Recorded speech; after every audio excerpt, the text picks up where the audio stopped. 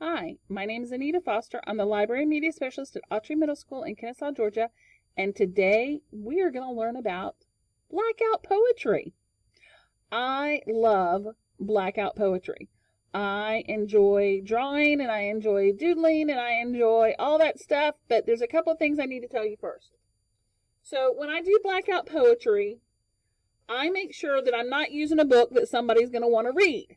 So if the book is still good and you've already read it, don't start tearing pages out of it. Pass it on to a friend to read. Never tear your books out of a library book without Miss Foster's permission.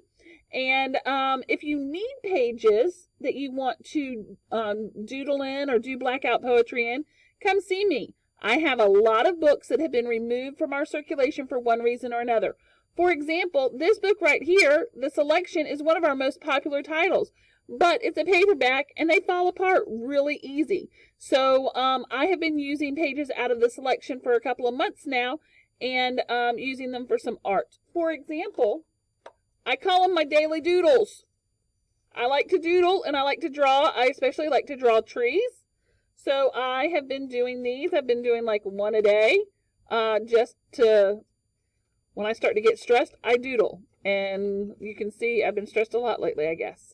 So I've been doodling once a day and just drawing on this. It saves paper because the book has already been losing pages out of it anyway. So I'm saving paper and I'm recycling. And I've had several students see me do this and go, Miss Foster, can I get some pages out of a book to draw on? And I'm absolutely. So another way that you can do this is with blackout poetry. So honestly, I'm going to be completely honest with you. I recorded it earlier and something happened and it got deleted, so I'm re-recording now. But meanwhile, I had a couple that I had already done. So this was the first one that I did, and I'm going to just show it to you here. Actually, I can show it to you over here because I have my document camera all set up. And so what I did was I drew black Sharpie marker squares around the words that I was going to use. So this one, when you read it, says middle moments spent time on music, making sound unimaginably tossed around as if shining in the garden. So because it says in the garden down here, that's what inspired my drawing.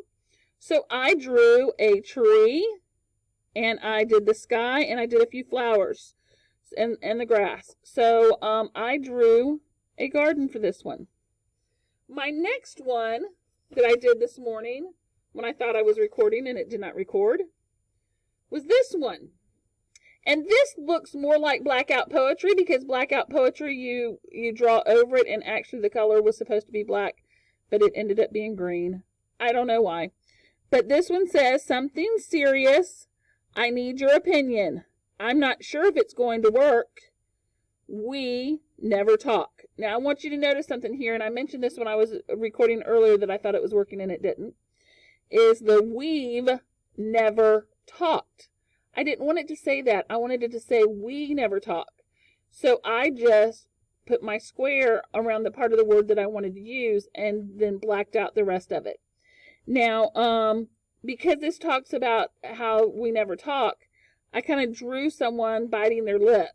Because that's a phrase that I grew up with, is when you don't want to say something to somebody, you kind of bite your lip. So I thought it would be good to draw somebody biting their lip on this paper. Now, you don't have to draw on it, but why not? If you can draw something that goes along with it, then more power to you. That's even better. I really like that. So what I typically do is, this is, like I said, a page out of The Selection. What you want to do is you want to first read the page. First thing you do is you read the page that you have here. And what I do is I take and I put notes on a piece of Post-it note or on a piece of paper. So then I know exactly what words I'm going to want to highlight. So on here it says, he sort of fumbled a moment and I knew why. The day we'd left this, I'm going to mess this word up, Swindway reception and went inside to talk, I confessed what a hard time I was having dealing with the way I felt. And I asked him not to kiss me until I was more certain. Okay, boys, yes, this is a girl's book, or what typically is known as a girl's book. It's got romance in it. It's also a dystopian. So I always, when I talk about this book to students, I always say it's kind of like The Bachelor on steroids. It's a contest for a prince to find a wife, like The Bachelor, and it's televised. So I went through here and I read it, and then I pulled out these words that I thought would make a nice poem. Now, it doesn't have to rhyme like some poems do. What I do here is I look for phrases and words that I think will go well together to make a mini story in one page. Okay? So I like this. He sort of fumbled. He was hurt. Very little fanfare. Letting them go. Free as a bird. So the first thing that I do once I have read it at least once, and I'm going to be quite honest with you, if it's a title that I have read multiple times, especially, I kind of get lost in the story as I'm reading it, and I have to go back and reread a sentence or reread a paragraph to see what's in it that I want to pull out. So this, again, has nothing to do with Maxon, and it has nothing to do with America. This is me creating my own story of he sort of fumbled, he was hurt, very little fanfare, letting them go, free as a bird. So what I'm going to do first is I'm going to come and take, I'm going to move my Post-it note over here. I'm going to take, now another thing is I always put, you can see how some of them earlier bled through. I always put my piece of paper on something, especially when I'm using a Sharpie, so that it does not bleed all the way through. All right, so the first one is he sort of fumbled. So I'm going to just draw. I've had this issue all day today, but it starts working. He sort of fumbled. And then he was hurt. So the first one that I'm drawing a box around is he sort of fumbled. And then the next one was he was hurt.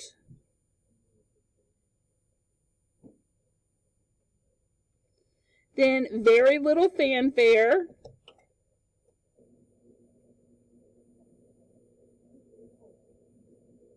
And it does not have to be perfect. And like I said, you're telling your own story. Letting them go. I have to find that one. I knew where the others were, but that one I'm looking for. Somebody else has probably seen it in my video. And letting them go right here.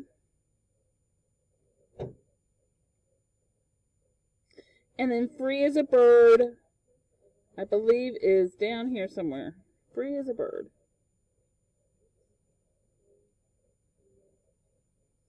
So then the next thing I have to do is I have to decide, well, how am I going to decorate this? What am I going to do to put some style into this? I can do it like this one where I just black out. But again, where's the fun in that? At least on that one I drew some lips. Biting your lips, okay? All right, so I think I'm going to do... Now, when I first started doing this, I'm like, okay, I'm going to do a football scene. I'm going to do it because the first words were, he sort of fumbled. But I kind of like the last part down here that says free as a bird. So maybe I like to do, as you have seen with my other drawings, I like to do landscapes. So I may do a tree and I may do a bird in the sky. So let's go with that. So the first thing I'm going to do, and I'm going to show you my trick to drawing trees.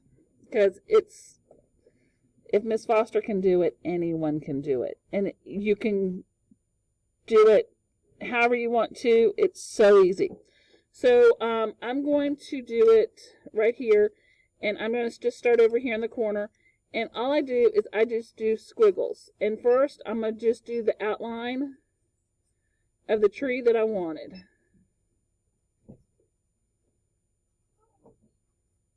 Okay, so my tree is going to be kind of on the corner of this page and go off it. And then I come back and I just put some little areas in. There is no rhyme, there is no reason, there is no science to it. I'm just doing squiggles. You don't want to do a whole lot because then it kind of just fills up your page. I would rather see something like this than a completely green tree, because this at least gives it some depth and dimension. No, Miss Foster is not an art teacher. All right, the next thing I'm going to do is I've got another shade of green in here, and I think I'm going to pull that out and do another shade of green with squiggles. And what I am doing though is I am covering up these words so that nobody sees those words, but they see the tree and they see the words that I have chosen.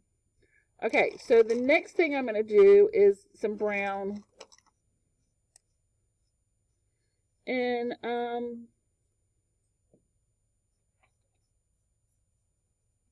just going to like do it like this. Because remember, this is just part of the tree. And the whole thing doesn't have to be covered. And then I'm going to give it some grass at the bottom.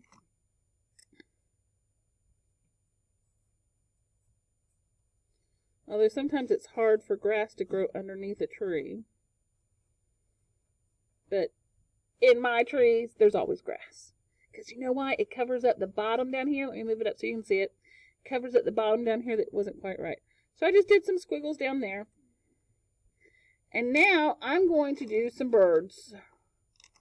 So I threw my black over here a while ago. There it is. And I'm just going to do some birds flying in the distance. And these are just going to be, you know, those little arches because free as a bird.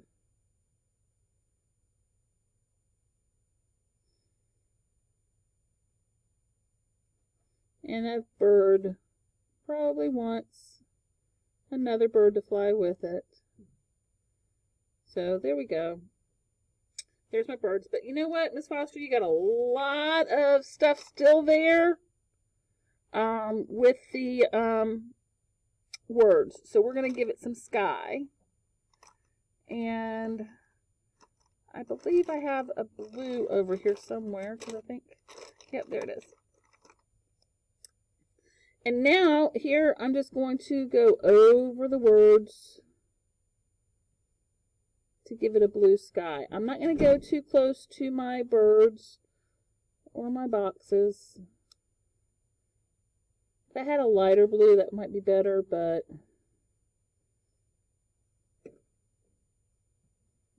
I'm just going to go right over them. This blank space there could be clouds or what have you that I'm not going to draw on. They're just, you know, blank space.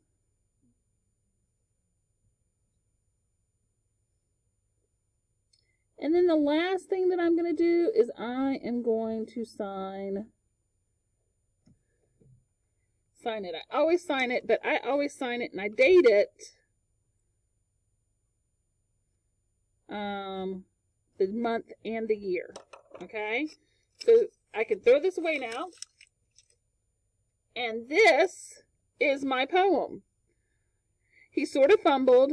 He was hurt. Very little fanfare. Let them go. Free as a bird. Now, I will tell you one other trick that I sometimes do. If my boxes, which I don't think they get lost here, but if my boxes, I feel like they're getting lost in the drawing, you can always highlight them with a color that you're not using on there for your drawing. So I could put some yellow on there and just highlight those boxes with that, but I'm not going to. I think that it doesn't get lost. I can still read it really well. So no matter what you do, whether it's a true blackout poetry where you're drawing black over everything, or you're drawing on it to hide the other words that you're not using, make it your own. Create this story using the text on the page, but make the blackout poetry something that is interesting to you and something that you are. So what I want you to remember is I want you to just make it your own. Have it be something that's proud of. And remember, if you ever want to do this and it's not for a language arts assignment, please feel free and come and ask Miss Foster. Say, hey, Miss Foster, I want to do a Daily Doodle, or I want to do a Blackout Poetry. Do you have any pages I can use? And my answer will always be absolutely. Just remember not to tear out the pages out of a book that somebody else might enjoy reading. All right, Autrey, have a great day.